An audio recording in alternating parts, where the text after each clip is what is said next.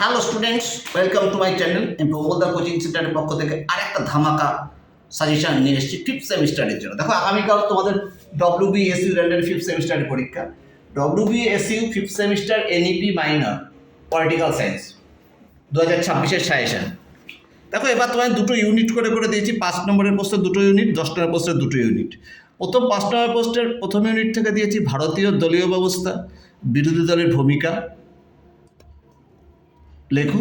তারপর একটা দিয়েছি ভারতের নির্বাচনী ব্যবস্থায় ভোটদান প্রক্রিয়া, নির্বাচন কমিশন গঠন ও তার কার্যাবলী সম্পর্কে লেখো।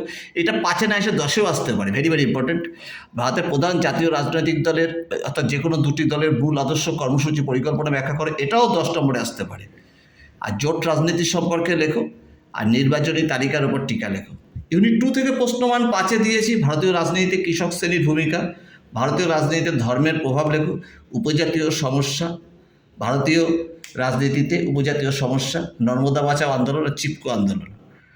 আর 10 নম্বরের প্রশ্নতে অর্থাৎ প্রশ্নমান 10-এর ইউনিট 1 থেকে দিয়েছি ভারতের জোট রাজনীতির বিকাশ ও চ্যালেঞ্জগুলি লেখো, ভেরি ভেরি ইম্পর্টেন্ট। ভারতের নির্বাচনী প্রক্রিয়ায় নির্বাচনী ইশতেহার ও আদর্শ আচরণবিধি সম্পর্কে লেখো, ভেরি ভেরি ইম্পর্টেন্ট। ভারতের দলীয় ব্যবস্থার বৈশিষ্ট্য প্রবণতা লেখো।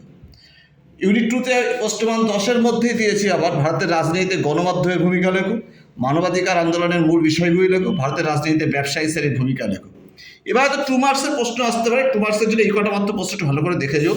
ভারতের 4টি আঞ্চলিক রাজনৈতিক দলের নাম লেখো, ভারতের নির্বাচন কমিশনের গঠন লেখো, ভারতের 2টি আঞ্চলিক দলের নাম, তাদের গড়ে ওঠার কারণ, পশ্চিমবঙ্গের 4টি রাজনৈতিক দলের নাম লেখো, নির্বাচনী সংস্কার কী, নির্বাচনী তালিকা বা ভোটার লিস্ট বলতে কী বোঝো, ভারতের রাজনৈতিক দল ব্যবস্থার 2টি বৈশিষ্ট্য লেখো, রাজনৈতিক দলত্যাগ কী, বহুদলীয় ব্যবস্থা কী। এই প্রশ্নগুলো তোমরা যদি ভালো করে পড়ো, তোমরা অবশ্যই পুরোপুরি কমন পাবে ফিফথ সেমিস্টারের পল সায়েন্সে এবার মাইনরে।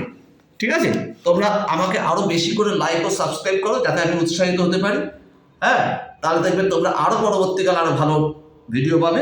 আজকে পর্যন্ত থাকলো, টাটা, বাই।